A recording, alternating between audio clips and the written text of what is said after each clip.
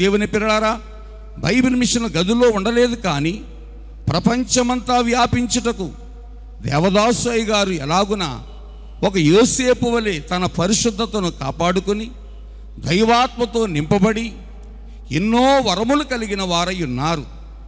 అయ్యగారు ఇక్కడ నిలబడి చెప్పినప్పుడు వరములు అనే మాట వచ్చినప్పుడు నాకు రథములు అనే మాట జ్ఞాపకం వచ్చింది.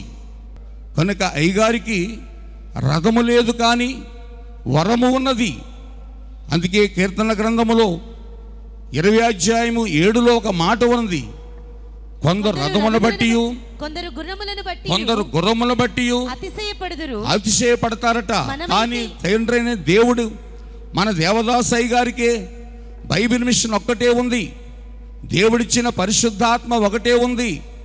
ఆయన ఎందుకున్న వరములే రథములుగా ఉన్నాయి. కాబట్టి వరము అనే రథమనే వరమును కలిగిన మన ఆత్మీయ తండ్రి గారు బైబిల్ మిషన్ని తన 120 సంవత్సరాల జీవితంలో బయలుపడిన తర్వాత శరీరం బలహీనముగా ఉన్న ఎంతో పని మిషన్ కొరకు చేశారు.